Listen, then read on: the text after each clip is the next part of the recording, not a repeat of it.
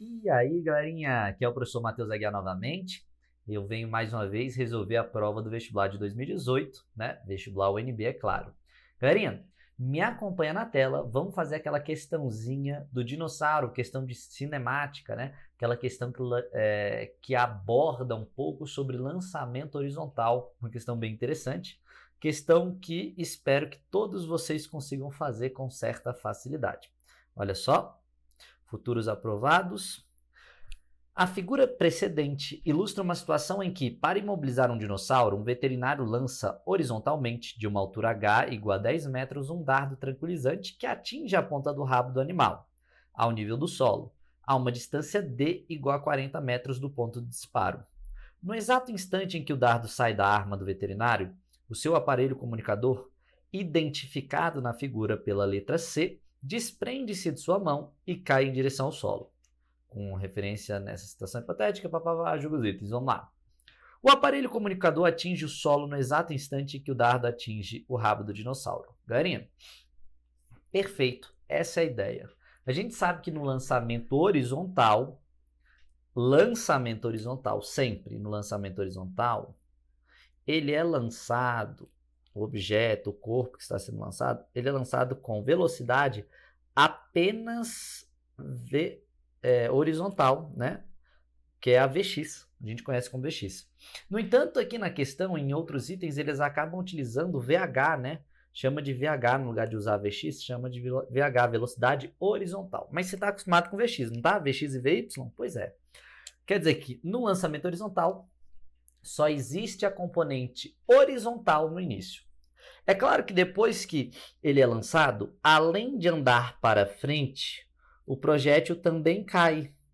Andando para frente e caindo ao mesmo tempo, ele acaba realizando, né, essa trajetória aí, né, curvilínea. Então eu quero que você perceba que ele começa somente com velocidade horizontal. Ele foi lançado somente na horizontal. Ele adquire velocidade vertical durante a queda. É claro, por quê? Porque tem aceleração gravitacional, que é uma aceleração vertical para baixo. Então, no início, nós podemos dizer, inclusive, que a velocidade inicial vertical é zero, né? E no início, professor, a velocidade horizontal é quanto? Ela é constante, ela nunca muda. No início e no final, elas vão ter o mesmo valor, né? No início e no final, a velocidade horizontal tem o mesmo valor, porque eu estou considerando uma situação em que a resistência do ar vai ser desprezada, beleza? Então não vai ter atrito aqui com o ar, nem nada nesse sentido. Repara que no mesmo instante em que o projétil foi lançado, imagina aqui que é o projétil, o comunicador acaba caindo. E a velocidade inicial do comunicador também é zero. Tá? Velocidade vertical inicial do comunicador também é zero. Beleza? Então perceba aí que os dois no início vão partir do repouso, vamos dizer assim, vão ser abandonados olhando do ponto de vista vertical. Os dois começam com velocidade vertical igual a zero. Logo, eles vão chegar no chão ao mesmo tempo. Perfeito? Então, ambos alcançam o chão ao mesmo tempo. Isso a gente sabe, bom, por um motivo simples.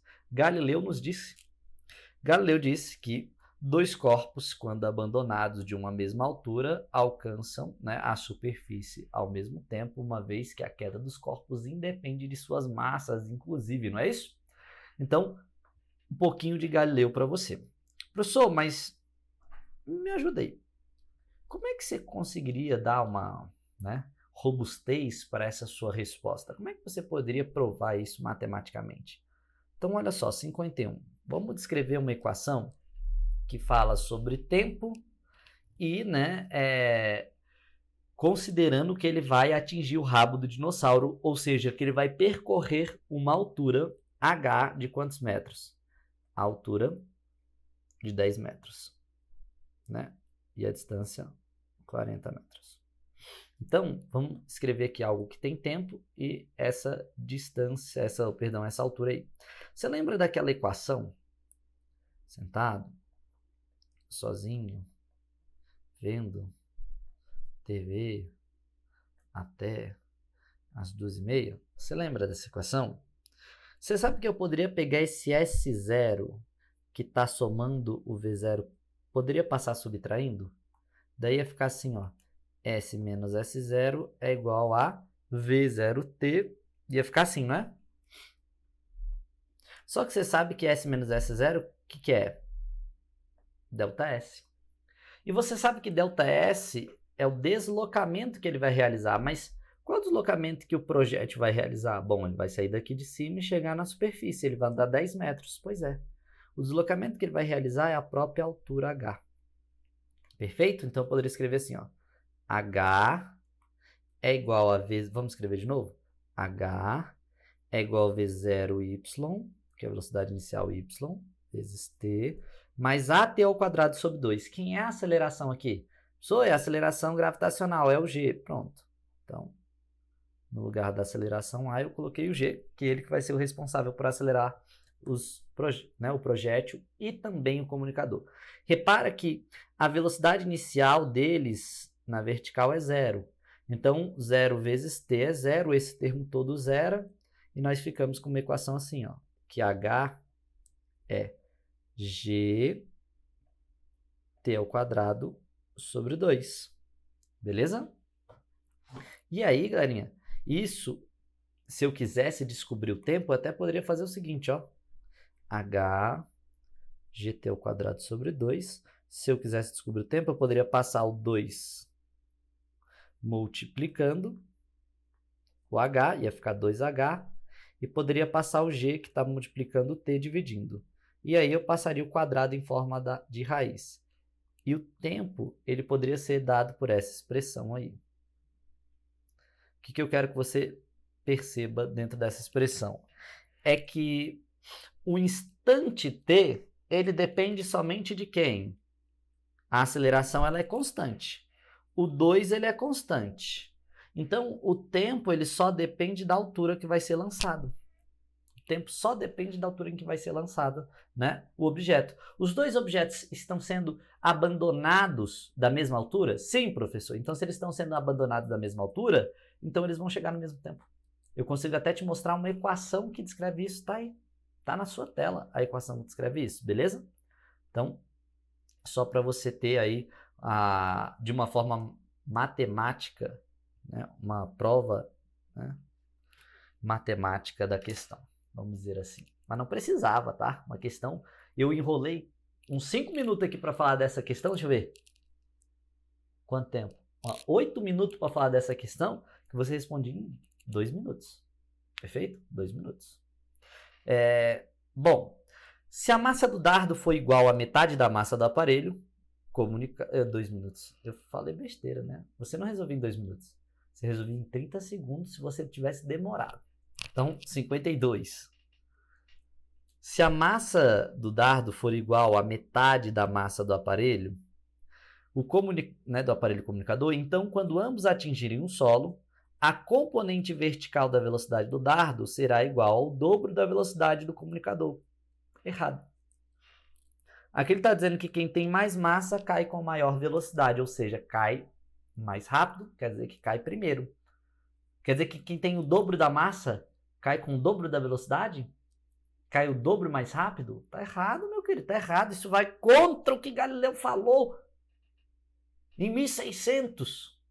Nós já estamos bem depois disso, né? Já sabemos que é verdade, já testamos isso diversas vezes. Bom, então tá erradíssimo. Professor, mas como é que você poderia definir a velocidade ao atingir o solo? Bom, a velocidade para atingir o solo a gente consegue definir sim. Sabe como? A gente poderia escrever assim, ó. Vamos usar a Torricelli? Vamos usar a Torricelli.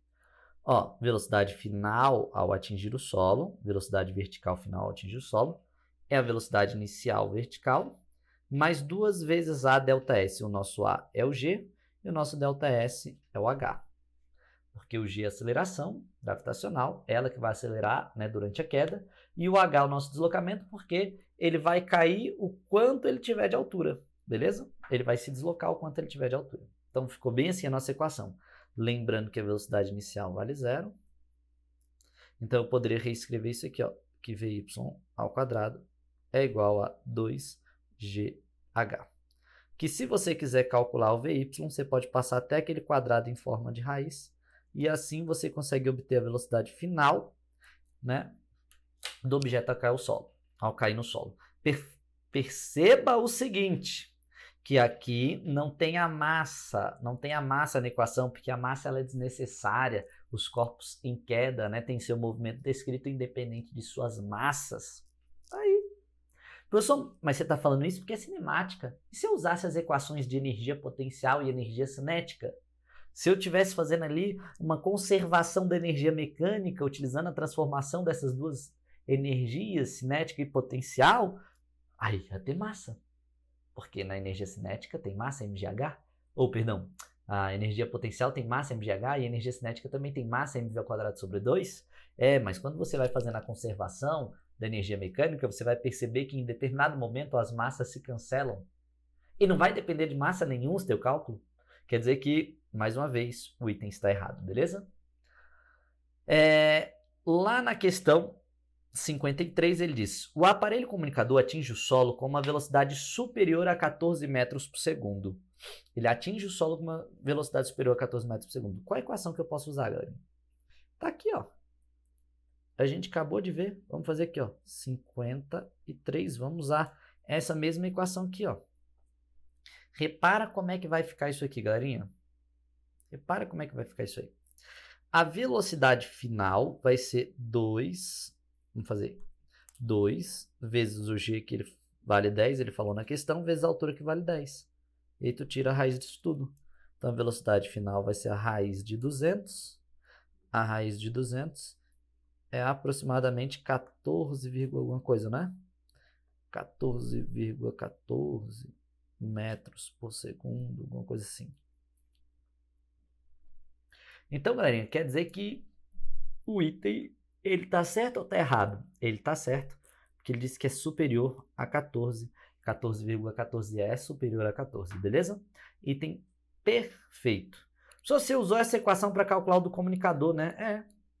Tanto para calcular a velocidade que o comunicador atinge o solo, quanto para calcular a velocidade vertical que o projétil atinge o solo, eu uso a mesma equação, porque eu estou analisando só na vertical, beleza? Então, 54, ele pede o módulo da velocidade inicial horizontal do dardo. Bom, galerinha, velocidade horizontal, vamos fazer. O que a gente sabe sobre a velocidade horizontal? Que ela é constante. E eu sei que quando a velocidade é constante, você pode usar a definição de velocidade média para calcular a velocidade constante, porque a média de um valor constante é ele mesmo. Então, você pode usar ΔS sobre ΔT, professor? Claro. E é isso que nós vamos utilizar aqui. ΔS sobre ΔT, para calcular a velocidade, né, horizontal, o Vx, que ele chama de VH na questão, tá? Vamos chamar de VH? Vou fazer igual a ele. Velocidade horizontal, ΔS sobre ΔT. ΔS, perceba, quem que é o ΔS olhando horizontalmente? Horizontalmente, o projétil ele se desloca, o dardo se desloca a essa distância d. Então, o deslocamento é 40 metros sobre o projétil? Sim. O deslocamento é o próprio valor de d. Beleza? Professor, e o tempo? O tempo para ele sair dessa posição do disparo e chegar no rabo do dinossauro? O tempo para ele sair da posição do disparo e chegar no rabo do dinossauro é o mesmo tempo que ele leva para sair da altura 0 e chegar na altura 10, vamos supor assim, né? Andar 10 metros até chegar na superfície. É o mesmo tempo. O tempo que ele leva para cair é o tempo que ele leva para alcançar o rabo do dinossauro, beleza? Então quer dizer que esse tempo aqui a gente consegue descobrir com certa facilidade. É o tempo de queda, basicamente. Professor, peraí. O D vale 40. Mas o ΔT eu ainda não sei. Eu tenho que descobrir. Como é que eu vou descobrir o ΔT? Fácil. Olha só. Você pode usar aqui a equação do vi você à toa. Ou você pode usar, do vi você à toa, se você souber a velocidade final que ele atinge, você já sabe o G, você consegue descobrir, né? Ou você pode usar essa equação que eu coloquei aqui, ó, que já calcula o tempo de queda, já está aí. T é igual a raiz de 2H sobre G, também pode. Perfeito, não tem problema nenhum, beleza? Então eu quero que você perceba que dá para fazer dessas duas formas. Vi você à toa, ou usando essa equação que eu coloquei. Então, se você não sabe essa equação, isso não seria um impedimento, tá? Você poderia usar o vi você à toa. Eu só vou usar essa equação porque eu já construí ela. Então, vai ficar assim, 2 vezes H é 2 vezes 10 dividido por 10. A raiz disso é igual a raiz de 2. E a raiz de 2 é aproximadamente 1,414 segundos, beleza? Então, esse é o resultado. Basicamente, seria a velocidade Vy dividido por 10, né? Porque no vi você à toa, ia ficar Vy é igual a G vezes T. Você pega o G e passa dividindo Vy sobre G é igual a T. Vy sobre G seria 14,14 dividido por 10, 1,414, beleza? Então, para calcular o tempo é assim que eu fiz. Quer dizer que nós sabemos o tempo agora, que a gente não sabia. Agora a gente sabe. O que eu vou fazer?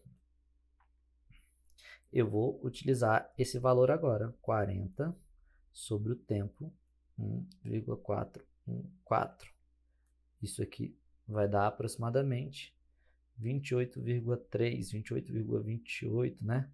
28,3 metros por segundo, isso que importa, beleza? Repara só, galerinha, isso aqui é velocidade horizontal e o item ele tá certo. Perdão, o item tá errado porque ele disse que é inferior. Não é inferior, é superior a 28, deu 28,3. Então, na verdade, está errado. Muito cuidado com essas palavras, superior, inferior, igual, maior, menor, beleza? Porque essas palavras podem nos fazer errar, porque a gente calcular 14, tá certo. 28, tá certo também. Cuidado. Porque num ele falou superior, no outro ele falou inferior. Beleza? 55. Se no instante em que o dardo atinge o dinossauro, sua velocidade faz um ângulo alfa com a horizontal, e VH é a velocidade horizontal do dardo, então tangente de alfa é igual a VH sobre VC, em que VC é a velocidade do comunicador ao atingir o solo.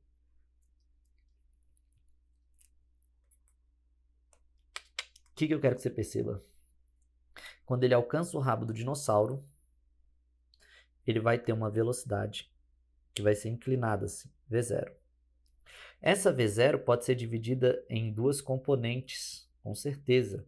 Uma parte dela é a componente VH e outra parte dela é a componente VY, né? Então, ela pode ser dividida em duas partes.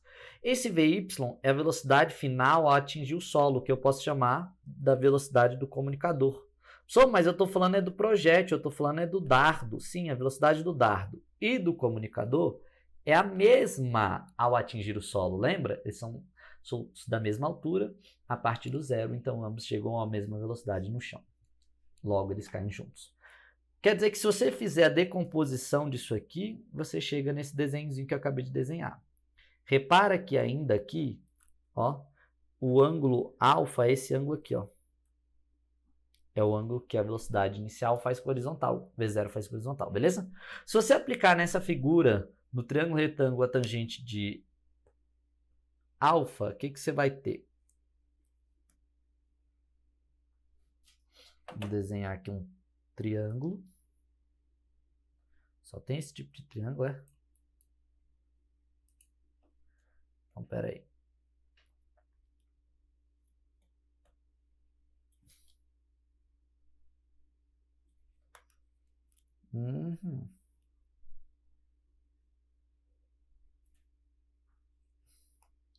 Aliás, deixa eu fazer diferente. Pior que é isso mesmo, né? Um pouquinho diferente só. Pronto, tá aí. Desenho o meu triângulo. Nesse meu triângulo, essa aqui é a velocidade inicial. Aí aqui nós temos a velocidade vertical. Nós temos... Vou fazer assim, peraí.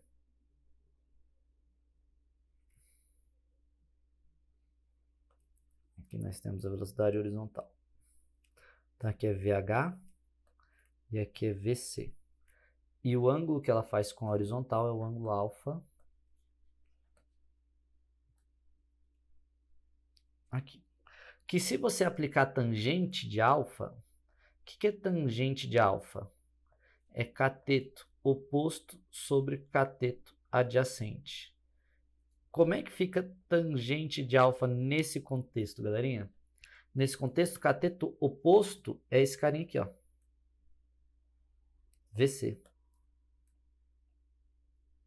E cateto adjacente é esse carinha aqui, ó. VH. Então, na verdade, a resposta é essa aqui, ó. Beleza? VC sobre VH e não VH sobre VC, como foi dito na questão. Quer dizer que a questão quase ficou certa, mas ela não está correta.